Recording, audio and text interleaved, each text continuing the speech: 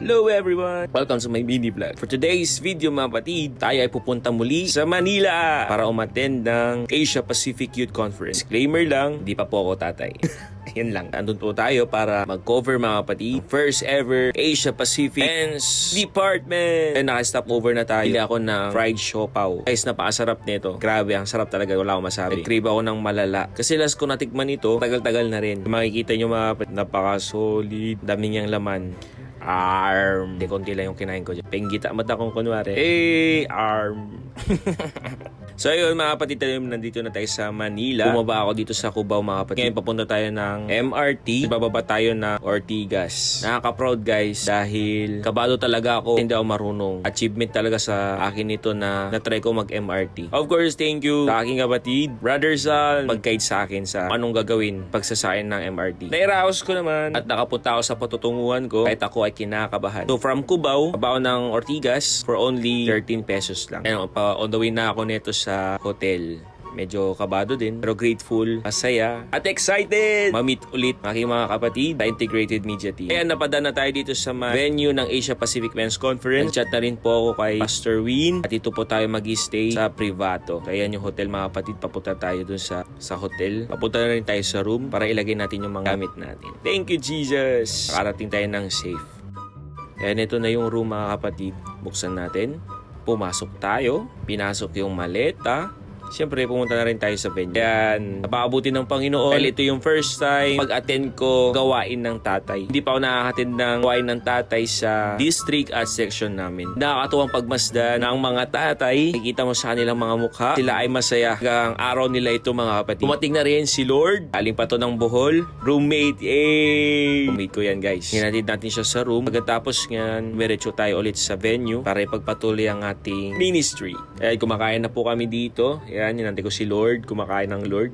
Pasimula na rin ng gawain mga kapatid. Po yung arrival ng mga tatay. Pasok na yung mga tatay mga kapatid dito sa venue. Parang kailan lang nung Asia Pacific Youth Conference. And then nag-start na rin ang service. Bilang isang kabataan po ay natutuwa, nagagalak, pagmasdan ng mga tatay sa gawain ito. At habang po ay naririto, bigla ko naaalala yung tatay ko. Miss you Papa. Ang sarap nilang pagmasdan na nagpupuri na parang mga young people mga kapatid. First lecturer natin, ang ating AMD National President. Grabe mga kapatid ang energy ng mga young people ay mga tatay po pala.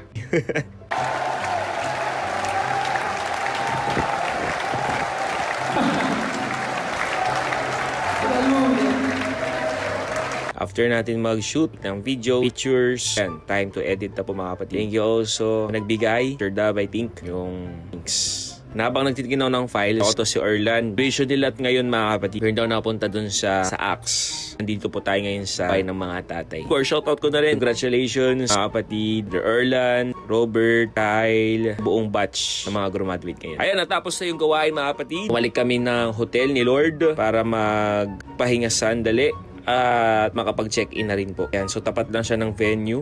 Flex natin yung drinks. Drinks na sobrang asim. Ayan, dito na kami sa hotel. Naiwan ko mga kapatid yung ID ko. Si Lord pa lang yung nakapag-check-in. Yan yung mga other kapatid natin, nag-check-in na rin sila.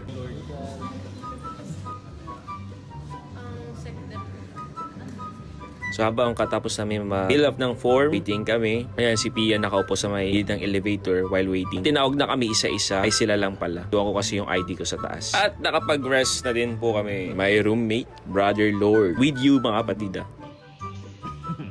Hindi na rin ako nakapa-video mga kapatid evening service sa kadahilanan na mabilis ang pangyayari sa event. Kita nyo dyan si Lord Lala. Ito yung araw na prinang kami ni Pastor Misha. So ayun, deserve namin kumain ng masarap, much malaki, much juicier sa McDonald's. Ito lang po yung mga nangyari mga kapatid sa day 1 ng APMC. After this, fellowship na po kami. Thank you mga kapatid sa panonood. I hope you enjoy. See you sa next vlog.